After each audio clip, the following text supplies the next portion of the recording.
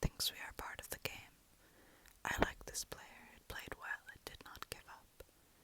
It is reading our thoughts as though they were words on a screen.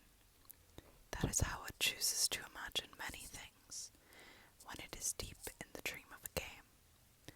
Words make a wonderful interface, very flexible and less terrifying than staring at the reality behind the screen.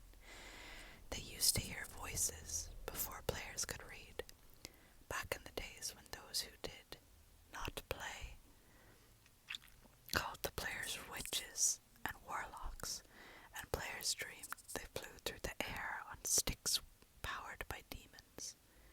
What did this player dream? This player dreamed of sunlight and trees, of fire and water. It dreamed it created, and it dreamed it destroyed. It dreamed it hunted and was hunted. It dreamed of shelter. The original interface. 1,000,000 years old, and it still works. But what true structure did this player create in the reality behind the screen? It worked with 1,000,000 others to sculpt a true world in a fold of them. Created them for the in. It cannot read that thought. No, it has not yet achieved the highest level that it must achieve in the long dream of life, not the short dream of a game. Does it know that we love it, that the universe is kind? Sometimes, through the noise of its thoughts, it hears the universe, yes. But there are sometimes it is sad, in the long dream. It creates worlds that have no summer, and it shivers under a black sun, and it takes its sad creation for reality. To cure it of sorrow would destroy it. The sorrow is part of its own private task. We cannot interfere. Sometimes when they are deep in dreams, I want to tell them they are building true worlds in reality. Sometimes I want to tell them of their importance in the universe. Sometimes when they have not made a true connection in a while, I want to help them speak the word they fear. It reads our thoughts. Sometimes I do not care. Sometimes I wish to tell them, this world you take for truth is merely and I wish to tell them that they are and then they see so little of reality in their long dream, and yet they play the game. But it would be so easy to tell them, too strong for this dream. To tell them how to live is to prevent them living. I will not tell the player how to live. The player is growing restless. I will tell the player a story, but not the truth. No, a story that contains the truth safely in a cage of words, not the naked truth that can burn over any distance. Give it a body again. Yes, player, use its name. Player of games, good. Take a breath now, take another. Feel air in your lungs, let your limbs return. Yes, move your fingers, have a body again. Under gravity and air. Respawn in the long dream. There you are, your body touching the universe again at every point, as though you were separate things. Who are we? Once we were called the spirit of the mountain, father, son, mother, moon, ancestral spirits, animal spirits, jinn, ghosts, the green man, the gods, demons, angels, poltergeists, aliens, extraterrestrials, leptons, quarks. The words change, we do not change. We are the universe. We are everything you think isn't you. You are looking at us now, through your skin and your eyes. And why does the universe touch your skin, throw light on you? To see you, player, to know you, and to be known. I shall tell you a story.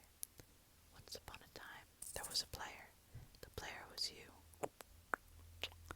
Sometimes it thought itself human, on the thin crust of a spinning globe of molten rock.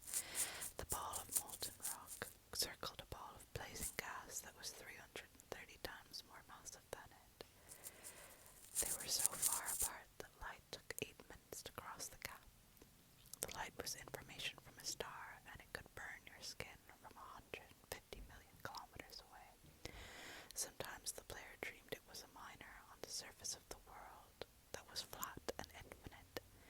The sun was a square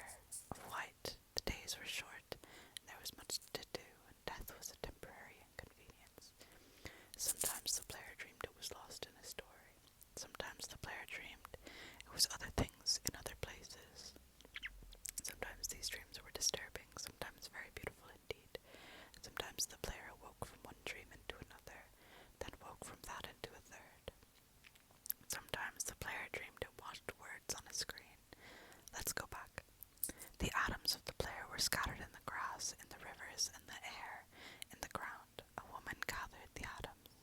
She drank and inhaled, and the woman assembled the player in her body. And the player woke from the warm, dark world of its mother's body into the long dream.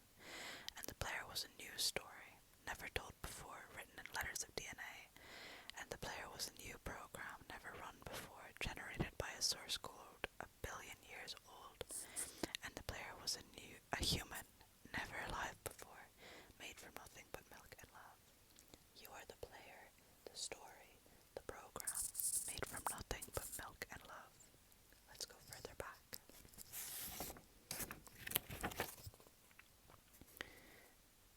The 7 billion atoms of the player's body were created long before this game in the heart of a star. So the player, too, is information from a star. And the player moves through a story, which is a forest of information planted by a man called Julian on a flat, infinite world created by a man called Marcus that exists inside a small private world created by the player, which inhabits a universe created by Sometimes the player created a small private world that was soft and warm and simple, sometimes hard and cold and complicated. Sometimes it built a model of the universe in its head, flecks of energy moving through vast empty spaces. Sometimes it called those flecks electrons and protons. Sometimes it called them planets and stars. Sometimes it believed it was in a universe that was made of energy, that was made of offs and ons, zeros and ones, lines of code.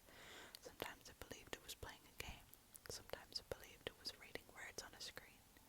You are the player, reading words. Shush. Sometimes the player read lines of code on a screen, decoded them into words, decoded words into meaning, decoding meanings into feelings, emotions, theories, ideas, and the player started to breathe faster and deeper and realized it was alive. It was alive. Those 1,000 deaths had not been real.